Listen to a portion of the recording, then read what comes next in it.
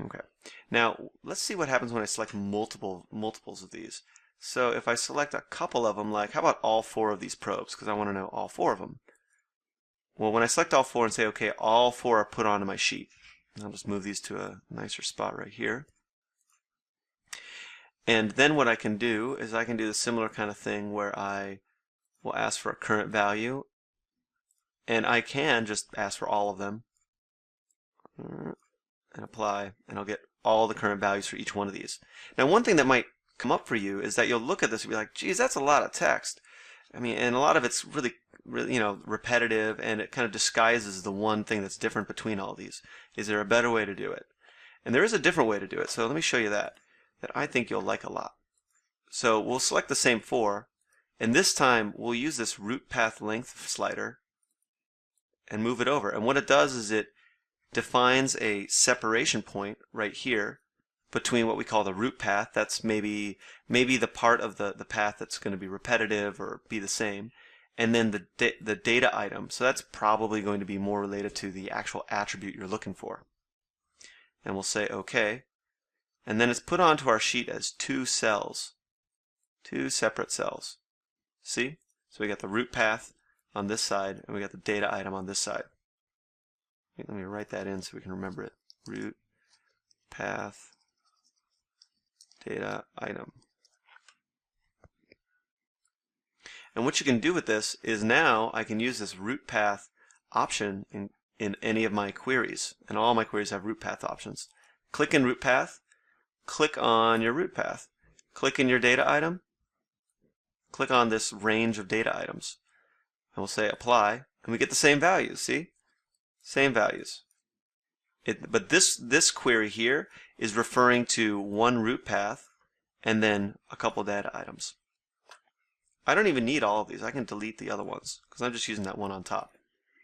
And then I could probably move around my cells to be a little bit more organized on my sheet, and I only have 1. Okay, now here's where the really cool part comes in. If you've built your tree to have this sort of structure, where there's a whole root path in, you'll notice if I go back to Big Creek Power Plant, I don't have 1 turbine, I have 3 turbines.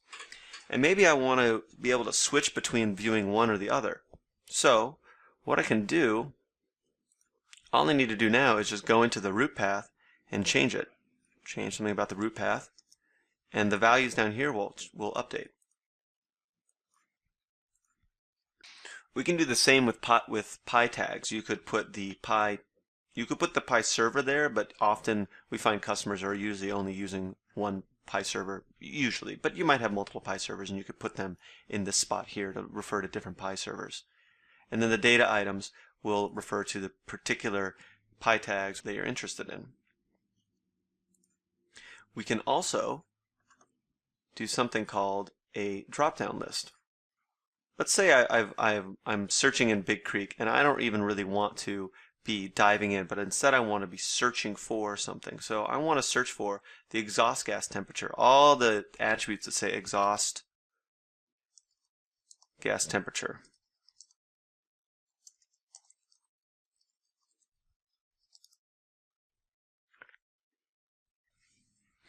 And when it comes back, I can see this has retrieved a whole lot of sets of exhaust gas temperature, 1 through 4, 1 through 4, 1 through 4, for different gas turbines. So we can see gas turbine 1 and gas turbine 2 are both represented here.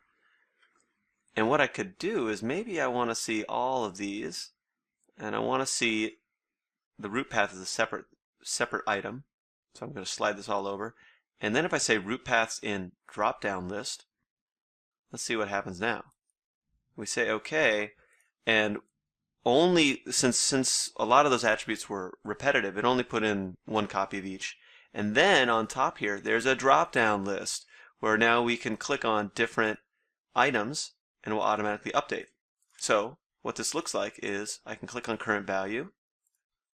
I can click in root path. I can refer to this cell, A23, and data items, A24 through 27. And I'll say time at left, OK. And now I can just click on my drop-down list and my sheet will update to a different turbine, just like that. The real power now is that we can use our asset tree to create very powerful spreadsheets to minimize the amount of data we actually need to put on any one sheet. We don't need to load an entire sheet with a whole bunch of raw data. We can just ask the Pi server for it on demand when we need it. This means that our spreadsheets will be smaller, more portable, and will be more consistent and will fork less easily.